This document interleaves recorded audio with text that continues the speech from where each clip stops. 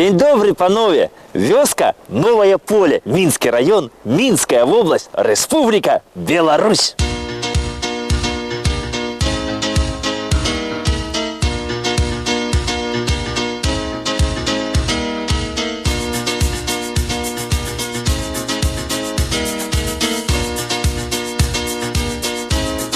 Калі сюды прыйшлі першыя славяне вось у гэтай мясціны, а яны былі земляробамі, то яны пачалі вырубваць сярод лесу дзялянкі, рабіць сабе поле, ну і жыта на ім сеяць. Ну, пакуль палянка земля была свежая, то жыта добра радзіла, а калі земля пераставала радзіць, то ім трэба было перабірацца ў новае месца. Ну, як казалі колісь, на віну заводзіць. Яны старое поле пакідалі і ішлі высякаць сабе новае поле.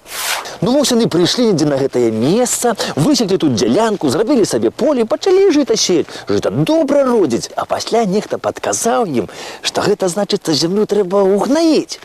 Яны угнаілі гэтую зямлю яшчэ лепей.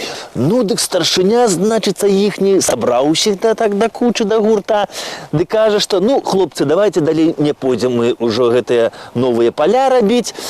Застанемся тут, таму што ідзі зноў гэтыя вот дубы, валі, пні, гэтыя карчуй, і так здароўя не маю ўжо. Застанемся тут, наваполле рабіць не будзем. Ну, вырашылі, засталіся. Так і парашылі застацца на гэтым месцы. Так, кажа, тут і з'явілася вось гэтая вёсачка, Новае поле.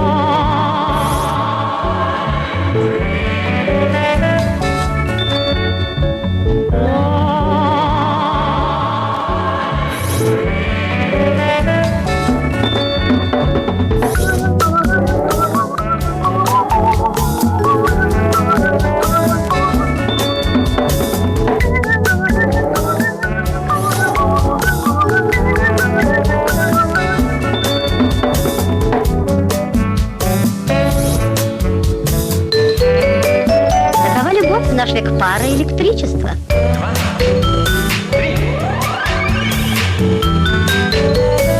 Что это значит? Это значит, что я тебя люблю.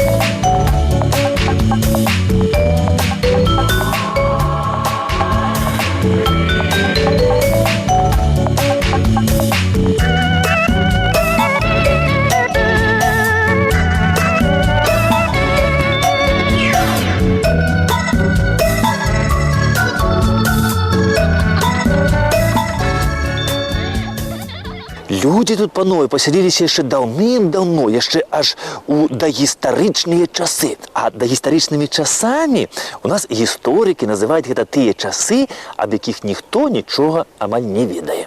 Ну, так што чым тут яны займаліся, невядома. Ну, можна сядзелі дзе на дрэвах у вольныя часіны, гулялі ў свае там сонечныя кампутары, ў розныя гульні, там, ну, такія як там «Злаві зайчык» альбо «Дай паддых мядзведзю».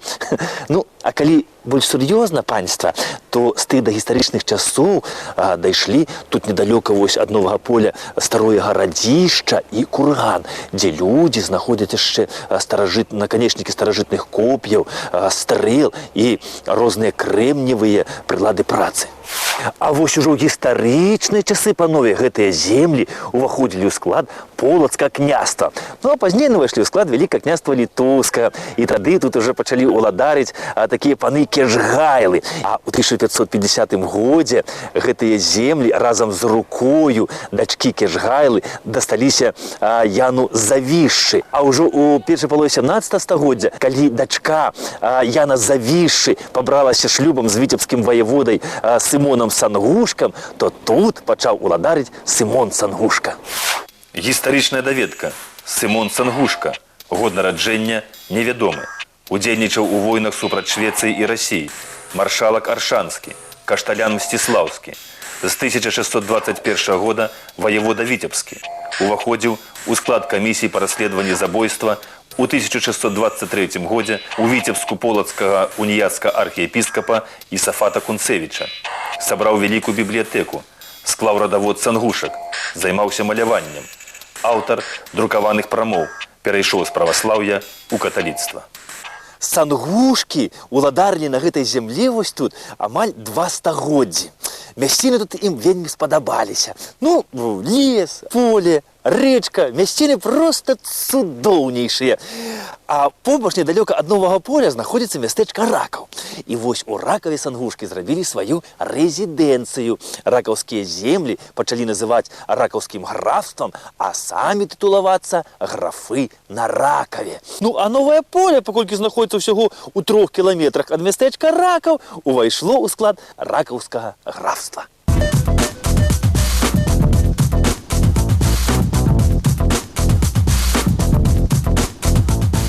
І вось у другой палове 18 стагоддзя вось сюды да Сангушак у госці прыязджае наш славуты, знакаміты беларускі кампазітар Клеафас Агінскі. Ну, сангушкі прынялі яго, які належыць у такім выпадку, сели за стол, пасядзелі там, ну, абсудзілі такія-сякія там еўрапейскія тэмы. Ну, і Клеафас Агінскі выказаў, як бы, ну, такое жаданне прагуляцца вось тут па наваколлю. Ну, як кажуць, злавіць тэму для музыкі. І вось, кажуць, гуляючы тут ля новага поля, ну, я не ведаю, колькі тут ён злавіў музычных тэм, але вось, прыйшоўшы зноў у Ракаў да Сангушак, ён сказаў, ведаеце што, прадайце мне новае поле. Но справа ў тым, што там, ля новага поля, там спяваюць не толькі салаўі, там спявае травінка, галінка і лісточак. Я там чую гоман цэлага аркестра. Там, тарарам, парарам, пам-пам. Пам-парарам-пам-пам, парарам-пам-пам, рарам-пам-пам.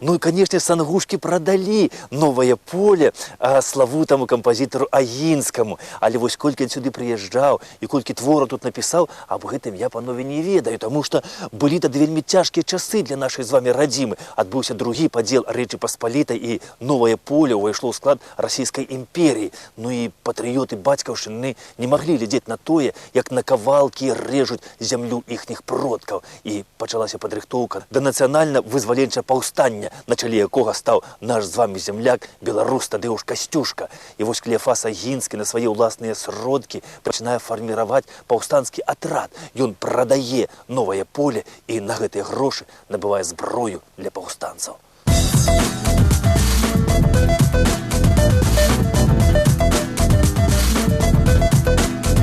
А набыў новае поле у кампазітара шляхціч Іосіф Сялява. І кажуць, што ў 1794 годзе, калі набыў гэта новае поле, то тут ужо былі пабудаваныя пякарня, свіран, хлеў і дом эканома. Так што, калі Сялява сюды прыехаў, то начаваць ім было дзе. Курень бы у поле ставіць не прыйшлося. Але Сялява пачаў думаць аб тым, як яму тут не курень паставіць, а як яму ў гэтым музычна-паэтычным месцы пабудаваць палац. Іосіф Сялява падабраў цудоўнае месца для пабудовы тут палаца, заклаў падмурак, але вось ён памёр, і справу працягнуў ягоны сын Апалінар Сялява.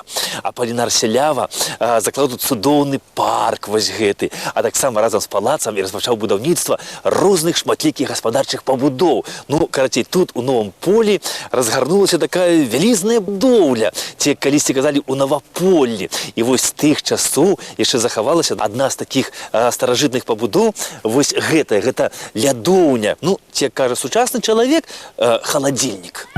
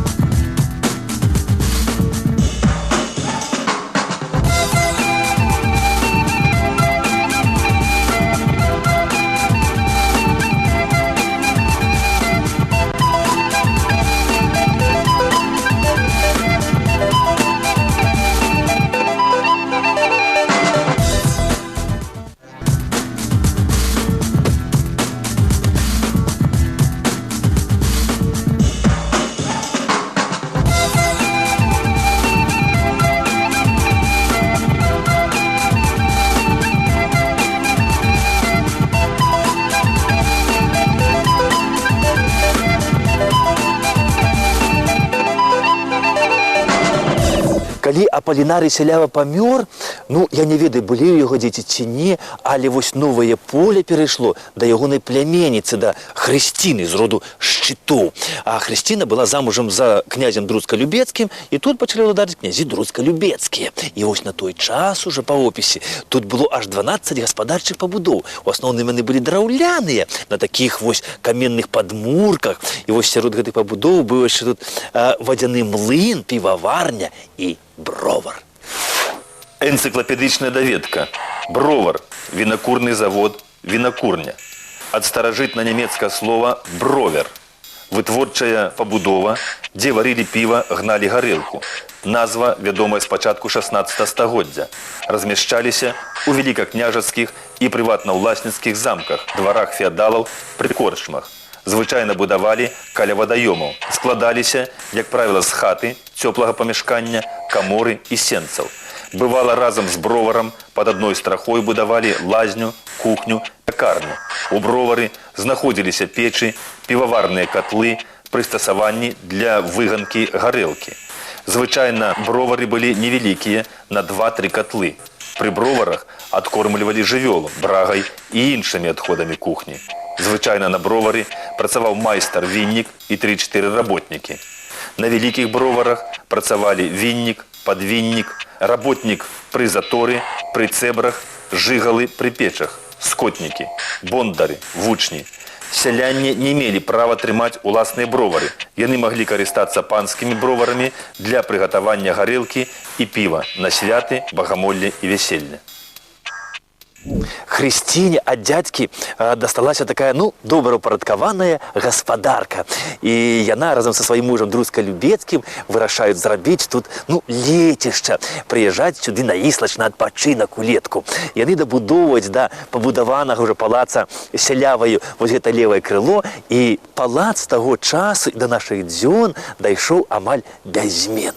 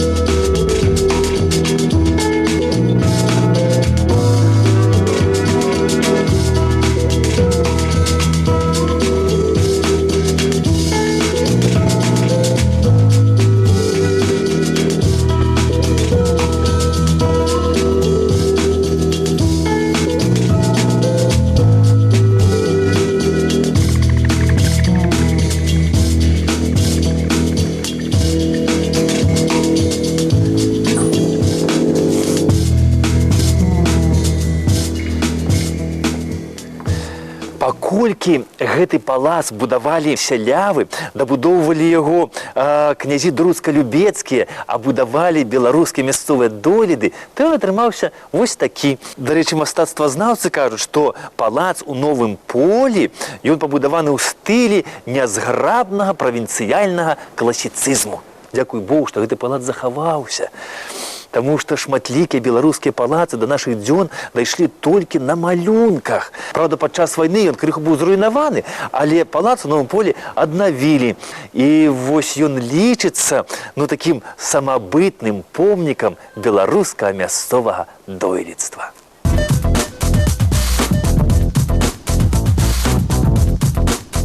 Пасля Друска-Любецкія пераехалі сюды жыць назаўсёды, і вось у 1864 годзе да Хрысціны Друска-Любецкай, якая ўжо стала бабуляй, прыводзіць яе ўнука з-пад Пінска, і Гераніма, якого назвалі ў гонар дзеда. І яна выйшла тут на ганак, кажуць, і убачила, калі гэта ўнука, дык аж пляснула ў ладкі, кажуць, а божачкі мой, унучак мой прыехаў, а які прыгожанькі, увесь на дзядулю падобны, кропелькі дзядуля пабраў. І яна так, расчудзілася тут, што перапісала Новае Поле да свайго ўнука Іераніма. І Іеранім Друцкі-Любецкі стаў на доўгія часы паўнапраўным уласнікам вось гэтага маёнтка.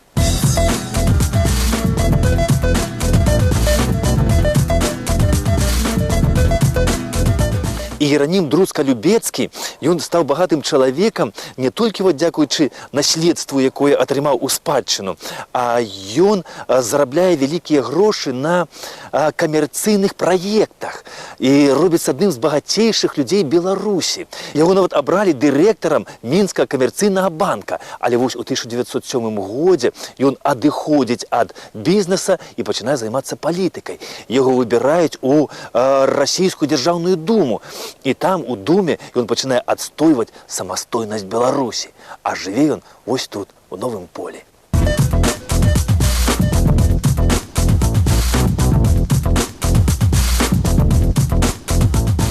Побач з Новым Полем, ну, як я вам уже казаў, у 3 кіламетрах знаходзіцца мястэчка Ракаў. І вось там тады жылі такія пісьменнікі, польскамоўныя беларускія пісьменнікі, здзяхоўскія, Мар'ян і Казімір. Жыў у іх, быў свой маёнтак, ну, правда, крышку менш, не, крышку большы, чым вось гэты. І вось да іх у госці туды прыязджаў Іранім Друцка-Любецкі. Ён быў не толькі добры бізнесовец, палітык, але яшчэ ён быў чалавек творчы, ён пісаў вершы і быў драматург-аматар. І таксама, як і браты Здзяхоўскія, лічыў сябе не палякам, а ліцвінам, ну, беларусам. Адным словам, пагаварыць ім было пра што. І вось у 1908 годзе браты Здзяхоўскія запрашаюць да сябе ў Ракаў нашу славутую пісьменніцу Элаізу Ажэшка. І вось яна пабыла ў іх у Ракаве. Ну і, канешне, Іранім Друцка-Любецкі запрасіў яе да сябе ў Новае Поле, ў свой палац. А сюды таксама прыехалі Здзяхоўскія, а таксама Раман Скірмунд, дэпутат дзяржаўнай расійскай думы.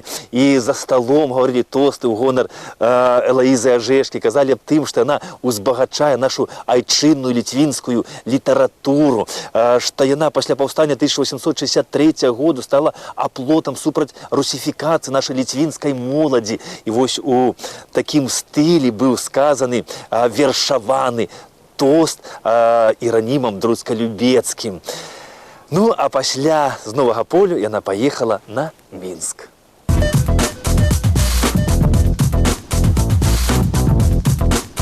Новае Поле гэта была такая невялічкая вёсачка, там нават не было ніколі сваіх могілак, іх і сёння там няма. І людзей памерлых вазілі альбо ў Ракаў на могілкі, альбо вось сюды у вёску Тэйкі. І вось тых часоў старажытных тут захавалася старажытная каплічка роду Вішнеўскіх.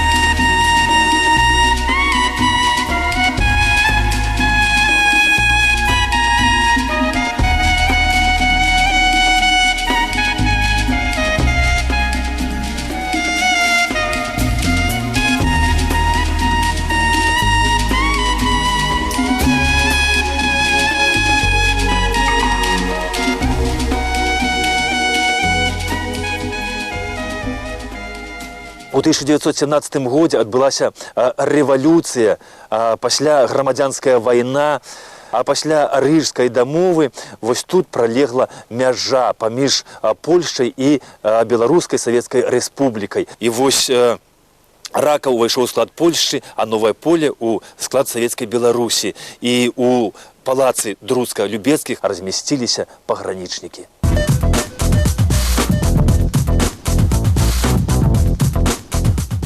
Калі тут праходзіла мяжа з Польшаю, ну то ў новым полі, ў суседніх вёсках размаўлялі так, хто па-беларуску бывае, хто па-польску. Ну, а такія недасведчаныя людзі, яны стараліся ў беларускую мову ўкручваць польскія словы. Ім здавалася, што ад гэтага яны будуць выглядаць больш разумнейшымі.